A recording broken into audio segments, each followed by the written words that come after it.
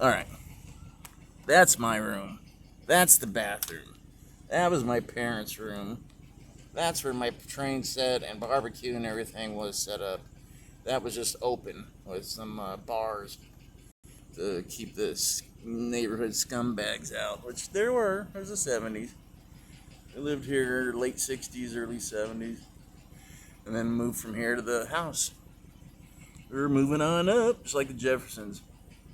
Went from an apartment to a house. Brother, a good house that was just below Bel Air, so we went from this to that. That was a big leap. I don't know how Pops did it, but he must have worked his butt off to do it. He must have. I wish he would work his butt off for some other thing. But there you go. This is where I used to live when I was, 68, 69, 70. As soon as my sister was born, whenever that was, 71, 72, we moved.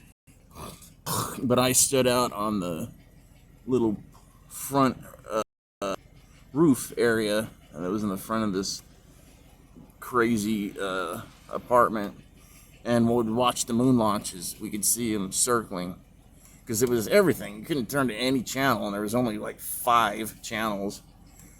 And one of them had Speed Racers, so that was either on that or one of the news channels. So that was it. So me and my mom would actually both get out on the roof. You got to remember, she was like a little kid back then. She was a little teeny thing.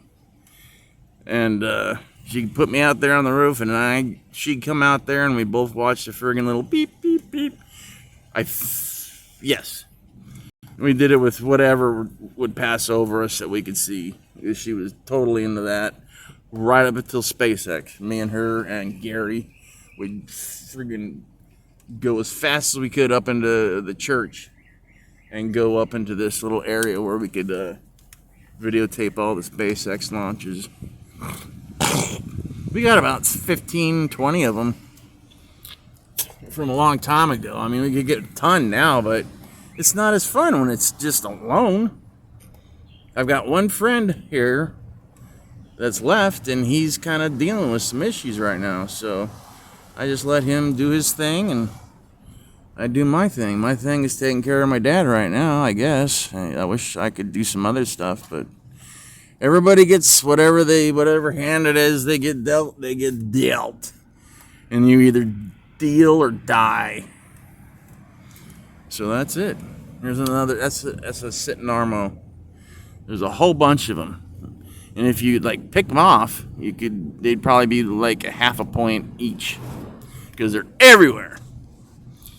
No, Armenians have pretty much taken over Glendale totally and Burbank completely, and all the Armenians that live around me and Pop, my dad's house.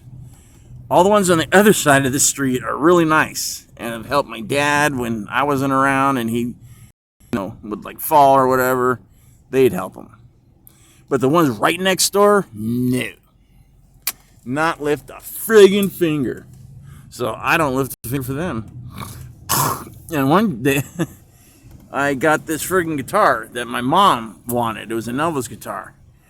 And the people that live next to us down the street on Cypress, I don't know what their name is, Sakatagation. They just put it on the wall and then kind of pushed it over so it was laying in the grass. And it sat there for 3 days before anybody saw it. Me. I'm like, what is this? The whole box was completely destroyed. And then luckily it was just a guitar case and it was waterproof, so they lucked out. Otherwise I would have... Ooh. But I have no love for the Armos on this side. This guy at the corner, nice guy. These people, I have no idea who they are. It used to be Miss, started with a P. And she was the music teacher at John Muir Middle School. It was John Muir Junior High. Jeez, not middle school. And what was her name? Mrs. I thought she was a kid, and she was sunbathing during nutrition time. So during school hours, in a bikini, on the side of the school where she shouldn't be doing that, but she was. And I went, "Ow!" Did that wolf call. And she went, she waved back. I said, "You got nice legs." She's like, "Thank you." And then someone said, "You know who that is?" I go, "No. I'd like to, though." She goes, "Well, you might get her if you're taking music." I'm like, "What do you mean?" "She's a student, like a music student?" She's like, "No, dude, she's a music teacher." I'm like, "Oh, no, no." I can't remember her name. But she was really cool about it. She's like, "Oh, I remember you." And I'm like, "Yeah, I remember you too. Thank you." Very cool. But, yeah. Just switch this around. So this has already gone 5. Why don't you go 6 minutes? I'm cutting it off. And that's coming up right about now. So happy Monday.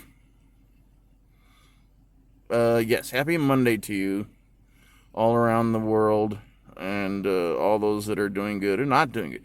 All those that aren't doing good, all my friends, I know who you are. Bless you. Not that you just sneezed. I mean, the Lord bless you, and I hope you get better and things start getting better for you. And please, you pray for me. All I want is out of here, because I should have been out of here in August of last year and, moved up to Utah. And now I can't, because my dad says he hurt himself. But you can't tell anybody what the hurt is or where it is. Just maybe his knees. I guess. I don't know. I'm not going to start this. This is bad. That was bad karma. It's not that I'm pissed off at my dad. I don't mind taking care of Pops. And I told him, don't mind taking care of your Pops, because no one else is going to do it. Believe me.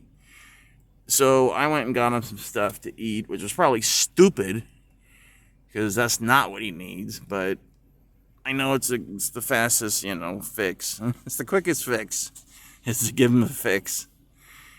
If he was a real father, get me some drugs. No, just joking. Just joking. All right, man. Hopefully next time you see a video, I'll be playing a guitar, for crap's sakes. I just need to find an outlet to plug an amp into. That's why I don't do it, because I can't leave this house. And if I leave the house, there's nowhere I can go that has an outlet anywhere. So, kind of catch-22. Unless I buy an amp that's Bowery powered. Oh my gosh. I'm stopping. Have a good day or night or whatever you're having. Later.